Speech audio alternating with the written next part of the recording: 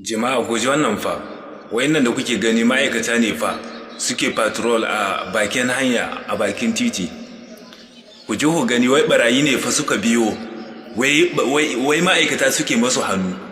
Ma'aikata suke masu hannu. Ku ba ta yaya za a yi a ce hankalinmu ba zai tashi ba a arewacin Najeriya? Ta yaya za a yi a ce ba za mu tada hankalinmu ba talakawa? A ce ma'aikaci da an ka sani da shi da barawo uwa ka uba ka ake yi. Ko dai ɗaya ya sheƙa ya ba ɗaya guri, ko kuma shi ɓarawon ya sheƙa ya ba ma'aikaci guri, ko kuma shi ma'aikaci ya sheƙa ya ba ɓarawo guri.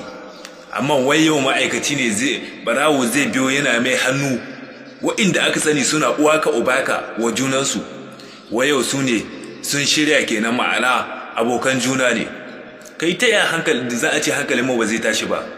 Ɓarayi a ce wai su biyo ma'aikata na masu hannu, na rantsa da girma Allah, wannan dole ne hankalin mai tashi. Me ake nufi da mu? Dole hankalin mai tashi. Ma'aikaci kai ko da a ce sun gagare ku ne, ai yayi idan har ba wata dangantaka ke tsakaninku ba, ai dole dai ne mu ga kun sheka kun ba su wuri, ko da a ce sun gagare ku ne. Balantama a ce su biyo kuna guri sai har hannu ma kuke masu, wai barayi ne fa, yan ta'adda, yan bindiga bandit, wai su biyo ma'aikaci yana yi masu hannu. Na rantsa da girma Allah, wannan ba karamin tashin hankali bane, idan ku talaka kuna doka abun nan karamin al'amari ne. Na rantsa da Allah ya wuce ne, wallahi tallahi abu ne mai matukar tada hankali, billahi lazi. Allah muna babbar magana. Jamhuriyar Musulunci ta gayyace Narendra Modi, Prime Minister na kasar India, ta gayyace shi jana'izar shugaba Ali Khamenei. A sanin ku dai ne kai tsaye Jamhuriyar Musulunci ta saka ranar da za a yi wannan jana'izar ta shugaban dakarun juyin halin Musulunci na Jamhuriyar Musulunci shugaba Ali Khamenei. Ta saka ranar da za a yi jana'iza ta yi. To kai tsaye sai aka jiyo Jamhuriyar Musulunci ta gayyace Narendra Modi, Prime Minister na kasar India, wanda in ba ku manta ba a 'yan watannin baya akwai tsamin dangantaka tsakanin wa'innan kasashen guda biyu, wadda bata kai ta kawo, duk da cewa tsamin dangantakar da ke tsakanin su ta samu asali ne daga tsamin dangantakar da ke tsakanin Pakistan da kuma India. Wannan shi yasa tsamin dangantaka ya shigo tsakanin Jamhuriyar Musulunci da kuma ita kasar India. Amma kai tsaye yanzu aka jiyo Jamhuriyar Musulunci ta gayyace Narendra Modi, shugaba na inda Prime Minister India, ta gayyace shi jana'izar shugaban dakarun juyin halin Musulunci Ali Khamenei. Muna fatan baka kaunaci gaskiya da take cikin ta ba, shirme ne.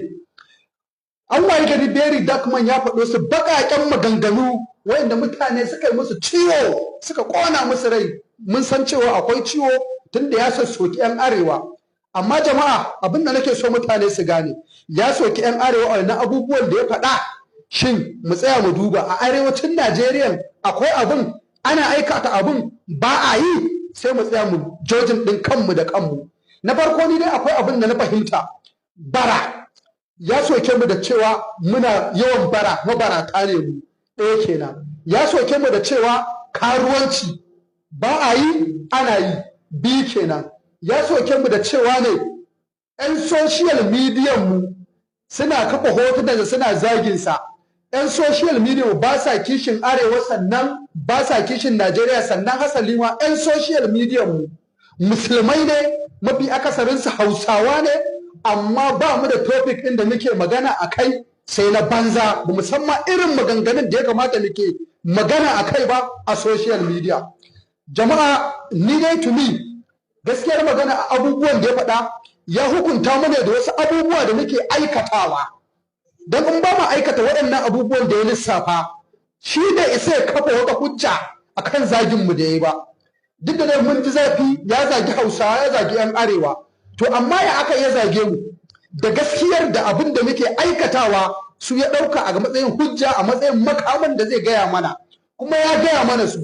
To me yasa ya faɗa mana duk wayannan abubuwan yawanci muna aikatawa? Jama'a, kar mu la'akari da cewa su yawancin su Kiristoci ne, dan sun aikata iskanci ko kuma karuwanci, su ba mamaki su a nasu addinin bai hana su ba.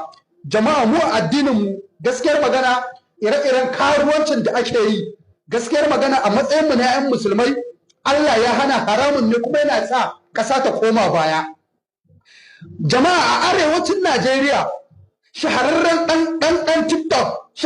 ɗan TikTok wanda yake wanda fi kowa iya yaɗa fasadi a social media, wato wai America, ba zan daina faɗa ba, ɗan arewa ne. Ka je gidan wai America ka ga yadda ake iskanci.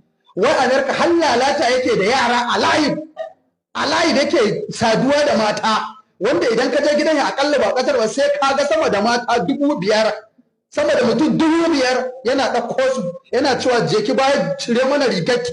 Yarinya ta cire rigarta a ganonuwanta sun fito.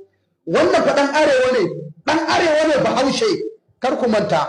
Sannan ga bidiyo ne sun saka na yara ƙanana wanda ya kamata a ce suna jikin iyayensu, ana ci da su, ana shayar da su, ana tufatar da su, ana kai su makaranta. Gashi nan yara ne suke bara, gashi nan ƙanana, ka duba yadda suke musu bidiyo. Ko ba haka bane ba? Sannan jama'a a social media me muke yaɗawa? Yanzu akwai wasu manya-manya masu followers wanda za ga suka kusan masu kowa followers, amma idan ka je za ga ba abin da ake daga comedy sai soki burutsu sai hauka da naɗe-naɗe. A arewacin Najeriya babu da wasu 'yan social media da za ka ji an ce idan suka yi magana, in ka cire ɗan Bello shi kaɗai, babu wani mutum da yake wani yaƙi a social media da duk abin da ya kawo kai kan ka san gaskiya ne wanda jama'a suka aminta da shi. To saboda haka ni dan Blackberry Darkman ya faɗo wayannan maganganun, na ji zafi a matsayin wanda ya zagi wanda ya soki Bahaushe, 'yan arewa, ni ma Bahaushe ne. Amma fa in za mu so gaskiya, mu ƙaunaci gaskiya, abin da ya faɗa gaskiya ne. In za mu gyara da halayyar mu ya amfani, ya kafa mana hujja kuma ya zage mu.